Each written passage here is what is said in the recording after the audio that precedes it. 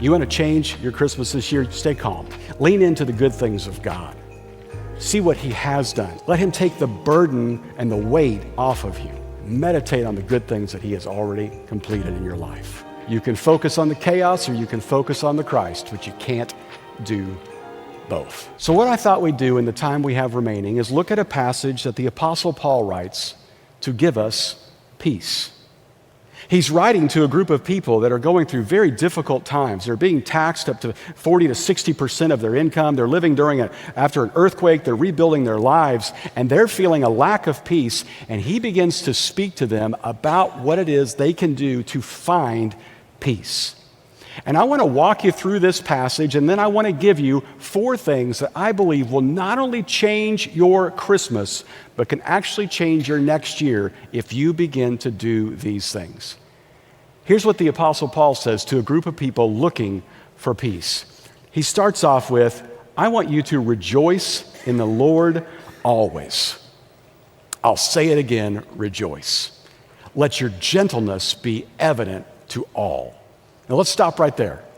Because back then, they would not be able to highlight anything. No one had come up with the highlighter. So the way that you highlighted something or yelled off the page was you would repeat it.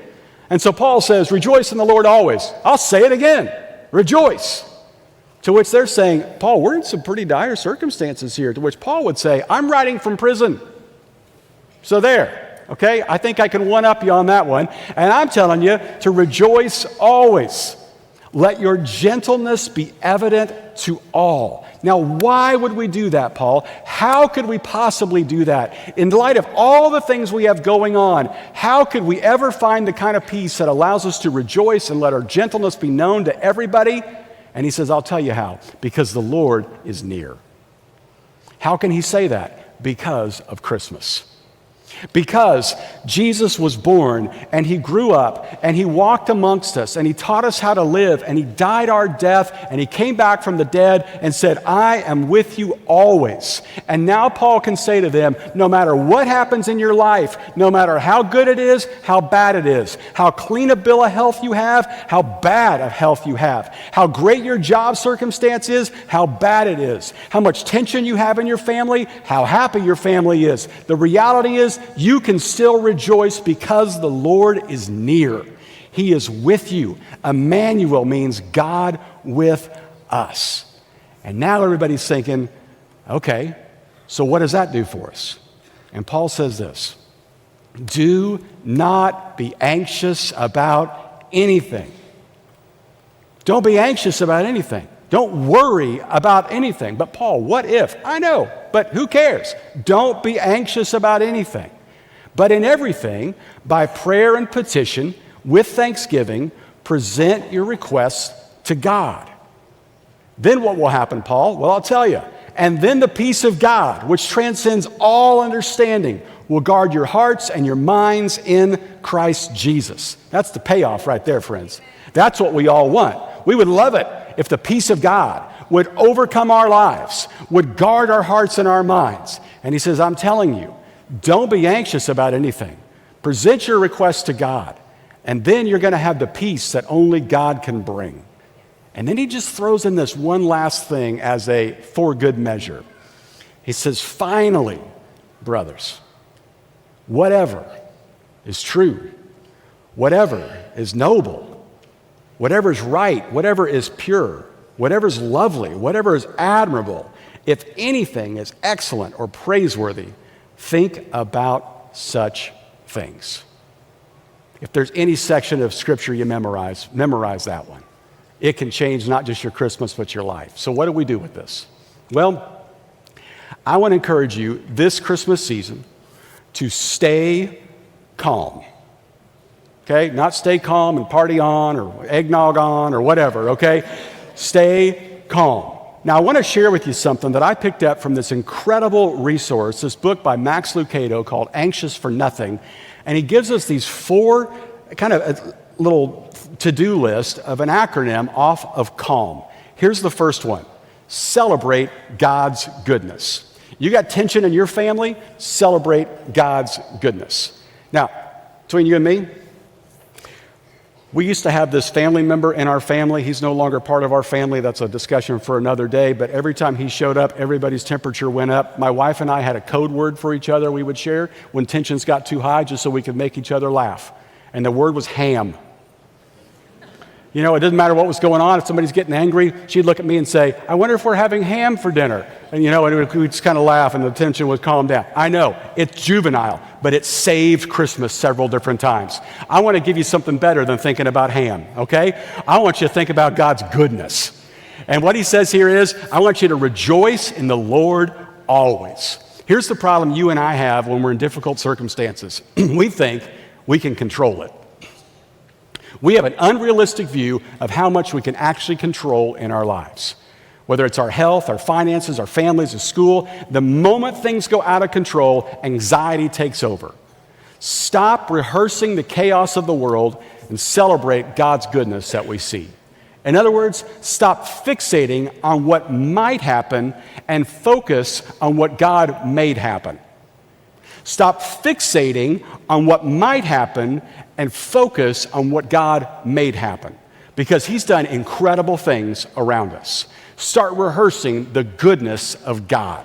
And that might be things like things you love, whether that's food or sunny days or going hunting or football or whatever it is. Think about God's goodness in your life. And I'll give you something even better than that. Friday night at our women's Christmas banquet, my wife was there and came back and shared with me this line from the speaker, Margaret Feinberg. This was just fantastic. She said, when you go through crisis, you can focus on the crisis or you can focus on Christ. You can't do both. And I would encourage you to celebrate God's goodness by focusing on what he did through Jesus. In fact, let the Christmas songs help us out. I mean, think about songs like Peace on Earth and Goodwill Towards Men and All is Calm and All is Bright. Maybe you go a little bit more mainstream and you think about Raindrops on Roses and Whiskers on Kittens, brown paper packages, warm woolen mittens, whatever the song is, right? Some of you might go so far as Grandma Got Run Over by a Reindeer or whatever. I don't know. Whatever brings you joy, right? Okay? Celebrate God's goodness. Here's the second thing. Ask God for help. Here's what he says. Let your requests be known to God. You see, when anxiety is setting in, we need to take that to God. There is power in speaking out loud our burden and asking the one who is in control to take the weight of it. Now, here's what you and I always do. We just ask him to fix it the way we'd fix it. But sometimes God will fix the problem, and sometimes he'll give you the strength to endure the problem. Sometimes God will take the burden away, and sometimes he'll take the weight of it away. And one of the ways he does that is with people around you. That's why church is so important. Because when you're around other people whose faith is strong, it lifts your faith. When you're in a small group of people that love you and care for you, when you have that prayer request, you can text that over to them. Now they're helping you carry that weight. God is using them to be his hands and feet to the answer to your prayer.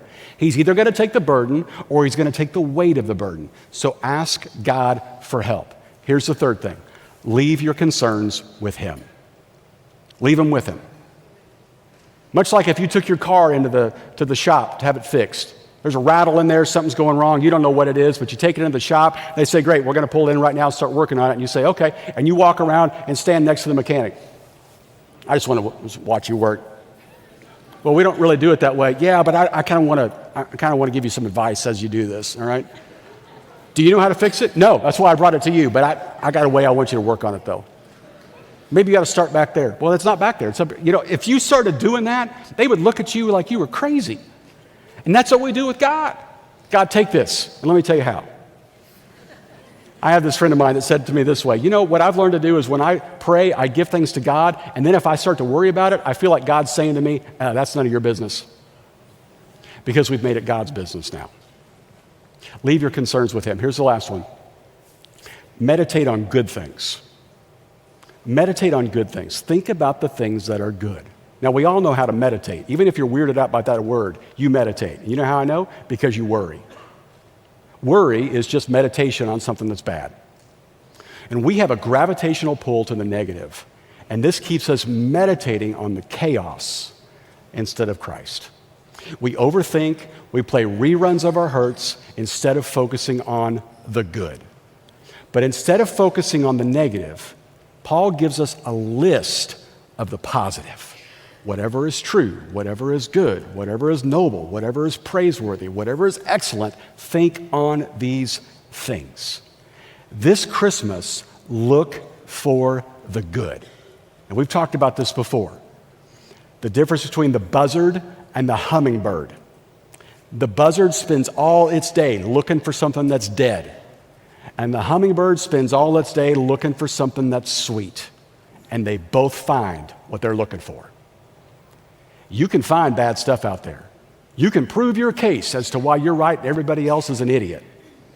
Or you can focus on what is good. And friends, that is exactly what Mary did the first Christmas. She could have focused on all the negatives. I can't believe we didn't have a room. I can't believe this no good soon-to-be husband of mine didn't call ahead. I can't believe he took me down here on a donkey. I can't believe that the only people that showed up were a group of shepherds and they stunk and they brought their animals with them. But instead it says this, Mary treasured up all these things in her heart and pondered them. She meditated on the good things.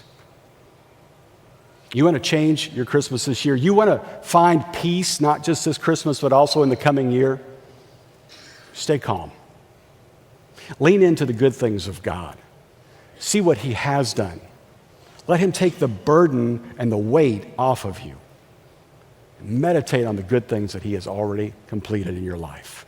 You can focus on the chaos or you can focus on the Christ, but you can't do both.